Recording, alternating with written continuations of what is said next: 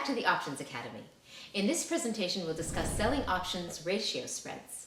There are several types of ratio spreads, and of course, one may buy a ratio spread and pay premium or sell a ratio spread and collect premium. In this presentation, we will focus on the short ratio spread in which a trader would be selling, writing the ratio spread, and collecting premiums. Short ratio spreads are among the more risky option selling strategies. A short ratio spread is a strategy in which an option is bought, then a greater number of options of the same nature, calls or puts, are sold, typically farther out of the money. As always, you can take a look at the written article on our site, theoptionsacademy.com, to see an illustration of this structure. And by the way, if it looks like a box with 9 squares and a few numbers, you'll get a Sudoku puzzle, and not likely you'll make a dime on it. As you will see, a trader may buy and sell any amount of options, as long as the number of options that are bought is smaller than the number of options that are sold. The structure will be defined as a short ratio spread. The important thing to understand when using any ratio spread is that it is ultimately a naked option strategy, in spite of the fact that you own an option closer to the money, and that the structure is called a ratio spread. It does not provide the limited risk a credit spread offers. While in principle, a ratio spread could be bought or sold, and while the options could be bought or sold in the money, at the money, or out of the money, as well as bought or sold in different months, we will focus on the short out of the money ratio spread.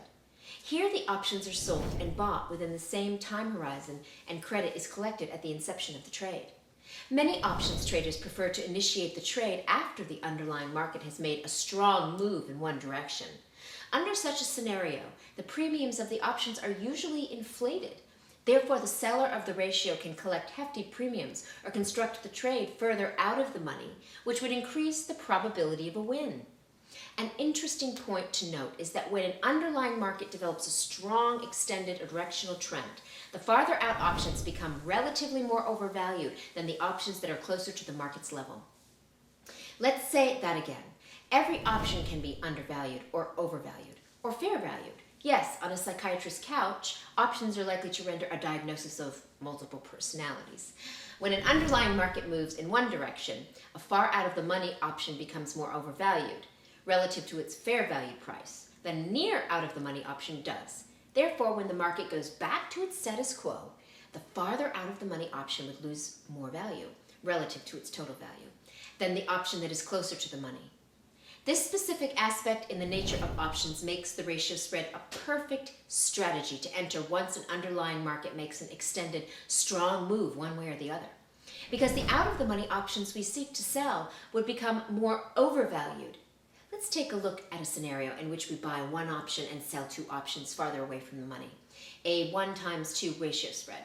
This time, we're going to break away from the S&P 500, which is our favorite market to use for illustration purposes. When we employ the ratio spread, we recommend doing so on markets such as the grains, the metals, the currencies, and so on. This is because these markets are smaller than the stock index, and the collateral required to hold a position is generally much more comfortable. Coincidentally, grains, metals, and currencies are exactly the things the TSA is looking for when they pat you down at the airport. With that said, you should consider that under some market conditions, the margin requirements on any market could be increased drastically. Remember, by no means are these markets less risky than the S&P 500. A trader can make or lose just as much money trading the silver market or the currencies as when trading the stock index. Nonetheless, these smaller markets are generally more comfortable to use when trading the ratio spread. With this note in mind, let's go back to our example trade. For this example, we will use the silver market. At the time of writing, the silver market has seen a long bullish move, extending over the prior 20 months. During that period, the silver market climbed from a monthly low of 8.94 on November 2008 to a monthly high of 19.865 on May 2010. This 1 times 2 call ratio, buying 1 call and selling 2 calls, would be employed by traders who believe that the silver market would continue a slow, soft rise, by traders who believe that the silver market might turn around and decline from its recent highs, and by traders who believe that the market will stay flat. That's pretty much everyone except those who think the silver market is due for a huge rally, and those who think the silver market is the place where the Long Ranger got his horse. We'll now take a look at some specific numbers. On the morning of April 1st, 2010, the silver market opened strong and traded up fervently, trading near the $18 level.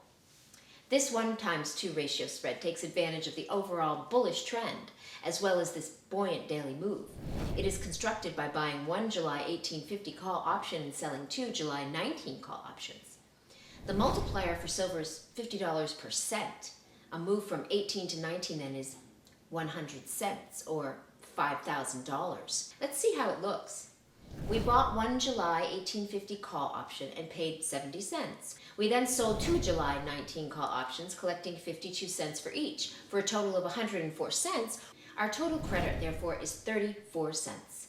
104 minus 70, or $1,700. 34 times $50 equals $1,700. A quick look at this structure shows us that there is no risk at all if the market trends down. All the options we bought and sold are calls, and we have collected credit. Therefore, any scenario in which the market trends down will result in the entire ratio spread expiring out of the money and worthless, showing a profit in the amount of the premium we collected at the inception of the trade. In our case, $1,700, less any fees you might have paid. For instance, if at expiration the silver market trades at the 15 level, our trade would look like this. The long 1850 call we own expires worthless. The short 19 we sold expires worthless. Total credit collected at inception, $1,700. Total profit on the trade, $1,700, excluding any fees. You will recall from the first part of this article that we described the ratio spread as one of the only few option selling strategies with the potential for profit higher than the initial credit collected at inception. Let's take a look at our specific example and see how much a scenario can come into play. As we explained, any down move would result in a profit of $1,700, the premium we collected. In fact, any expiration below the 1850 strike price would yield that result. The best result, however, would take place if the market actually trends up toward the short 19 calls we sold. Any expiration between the 1850 level and the 19 level would yield a profit higher than the initial credit. Under this scenario, the profit would peak if, at expiration, the silver market would hover just below the 19 call we sold. Let's take a closer look and examine a scenario in which the market at expiration is at the 1870 levels. 1. The 19 calls we sold expire worthless. 2. The 1850 call we own expires with an intrinsic value of 20 cents. 20 times $50 equals $1,000. 3. Total credit collateral at inception, 34 cents times $50 equals $1,700. 4. Total profit on the trade, 54 cents. 20 plus 34, or $2,700, is 54 times $50 equals $2,700, excluding any fees. One can clearly see why some traders are drawn to the ratio spreads. While it carries risk, the strategy offers tremendous profit potential.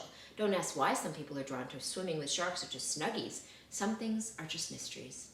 But now that you have a better understanding of the potential profits the strategy offers, let's examine its risk profile in the case of a bullish trend. Here's to your success. And remember, there is substantial risk of loss in trading futures options. Remember that past performance is not necessarily indicative of future results, and remember that only risk capital should be used. We hope to see you soon.